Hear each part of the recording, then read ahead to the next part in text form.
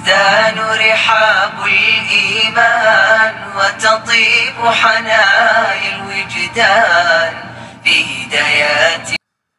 Bismillahirrahmanirrahim. Alhamdulillahirabbil alamin. Wassalatu wassalamu ala Rasulillah wa ala alihi wa sahbihi ajma'in. Wa ba'd, assalamu alaikum warahmatullahi wabarakatuh. Mga magulang at kapatid namin sa pananampalatayang Islam. Ang ating pag-uusapan po sa ngayon ay patungkol po sa ang layunin ng ating pagkakalikha o pagkakaroon ng buhay dito sa mundo. Kapwa nalilito ang maraming pilosopo, matatalinong tao at karaniwang mga tao sa pagsagot sa pinakamahalagang tanong sa buhay nating ito. Bakit ba tayo naririto sa mundo? Ito yung katanungan. Ano ang layunin ba ng ating buhay? At sa katotohanan, binigyang linaw ng banal na Quran ang haharin, ang layunin ng pagkakaroon ng tao sa buhay na may lubusang pagpapaliwanag ayon sa sinabi mismo ng Allah subhanahu wa ta'ala sa banal na Quran. Bismillahirrahmanirrahim. Wa ma khalaqtul jinna wal insa illa liya'budun. Sa kahulugan po, at hindi ko nilikha ang jin at ang tao kundi upang ako ay kanilang sambahin lamang. Sabi po ng Allah subhanahu wa ta'ala sa surah Zariyat 51:56. Sa makatwid, ang ibada o pagsamba ang siyang layunin ng pananatili natin dito sa daigdig na ito, at maliban dito ay mga karagdagang bagay lamang na ating ginagamit para sa pagsasakatuparan ng ibada o pagsamba. Ngunit ang ibada o ang pagsamba ayon sa Islamikong konsepto, pananaw at kahulugan ay hindi pagkakait at pagtatakwil sa mga karangyaan at kasiyahan ng buhay. Bagkus ito ay sumasaklaw din sa pagsasagawa ng pagdarasal, sala, pag-aayuno at pagkakawanggawa at lahat ng gawain ng tao.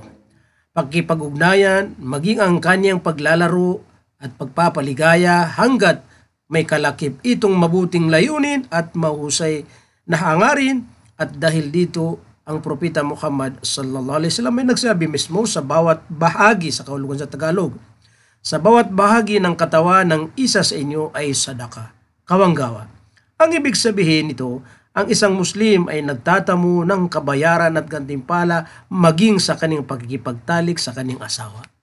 Subhanallah. Kumbaga, sa pagtabi sa asawa, dahil ang ating pong layunin ay para lamang kay Allah subhanahu wa ta'ala, at ito ay ginagawa natin sa tama na kung saan sa halal, dahil siyempre asawa po natin, kaya mayroon po tayong nakukuha na gantimpala mula sa Allah subhanahu wa ta'ala na para bang tayo ay nagbibigay ng sadaka. At sa gayon, ito ay nagiging mga gawaing pagsamba. Ang ibada o pagsamba na siyang layunin ng buhay natin.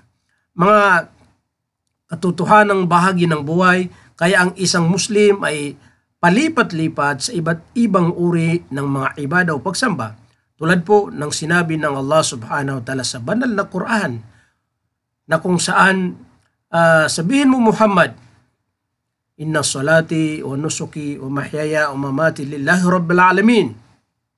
Sabihin mo Muhammad, katotohanan ang aking pagdarasal, ang aking pagkatay ng hayop bilang sakripisyo, ang aking buhay at ang aking kamatayan ay para sa Allah lamang. Ito po ang ating kumbaga layunin, na kung saan ating pong ipinagkakaloob lahat sa Allah subhanahu wa ta'ala. Kaya ang Panginoon ng lahat ng mga nilalang. Siya lamang ang Panginoon ng nilalang. Walang iba, maliban lamang kay Allah subhanahu wa ta'ala sa surah Al-An'am 6:162. So malinaw po mga kapatid namin sa pananampalatayang Islam na ang Allah subhanahu wa ta'ala ay wala pong dahilan kung bakit niya tayo nilikha sa mundo. Maliban lamang na kung saan sambahin lamang ang Allah subhanahu wa ta'ala. Maraming talata sa banal na Quran nagpapatunay na ang dahilan kung bakit tayo nilikha ay para sumamba lamang sa Allah subhanahu wa ta'ala. Isang talata po na kung saan sabi po ng Allah subhanahu wa ta'ala وَمَا أُمِرُوا إِلَّا لِيَعْبُدُوا اللَّهَ مُخْلِصِينَ لَهُ الدِّينَ حُنَفَاءَ. Walang dahilan kung ano, bakit namin sila isinugo, no? Na kung saan para maging dalisi po sila sa mga gawain po nila, at higit sa lahat ay para sumamba lamang sa Allah subhanahu wa ta'ala. Ibig sabihin, sasambahin ng Allah subhanahu wa ta'ala na may kasamang dalisay o layunin na wala po tayong iniisip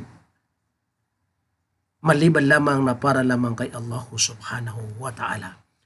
Mayroon pang talata sa banal na Quran, ang sabi po ng Allah, ya ayyuhan nas, u'budu rabbakum alladhi khalaqakum walladhina min qablikum la'allakum tattaqun. O sang katauhan, sambahin ninyo ang inyong Panginoon. Sino po ang tinutukoy na Panginoon? Siya yung naglikha po sa atin. Naglikha sa mga nauna sa atin, naglikha sa atin lahat. So ang dahilan kung bakit tayo sinabihan ng Allah subhanahu wa ta'ala na sambahin po siya para magkaroon tayo ng takot, pangamba sa Allah subhanahu wa ta'ala. At marami pang ibang mga talata na nagpapatunay na ang pinakadahilan kung bakit naririto sa mundo ay para paglingkuran lamang, sambahin lamang ang Allah subhanahu wa ta'ala. Kaya tingin pong hinihiling sa Allah subhanahu wa ta'ala na mamuhay tayo rito sa mundo na may kasamang ganap na pagsamba sa Allah subhanahu wa ta'ala. Sana ay hindi po maging dahilan, no, ang mundong ito na hindi natin pong paglilingkuran ng Allah subhanahu wa ta'ala. Ang katunayan po, may mga tao na dahil po sa sobrang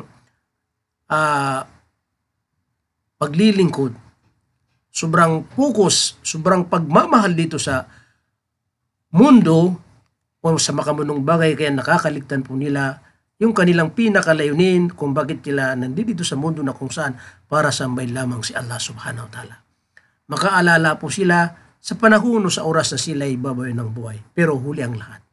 Kaya bang may buhay po tayong mga kapatid namin sa pananampalatayang Islam, ipagpatuloy po natin ang ganap na pagsamba kay Allah subhanahu wa ta'ala. Kaya inilingit po natin sa Allah, naway mapabilang po tayo sa mga taong babawian ng buhay na kung saan panahon na siya ay ganap na gumagawa sa pagsamba sa Allah subhanahu wa ta'ala. Hanggang dito po lamang, naway mayroon tayong napulot na aral o sa ating ibinahagi. Inshallah po, abangan nyo. Inshallah, ipagpatuloy natin sa susunod. Wa akhiru da'wana anil hamdulillahi rabbil alamin. Wassalamu alaikum warahmatullahi wabarakatuh.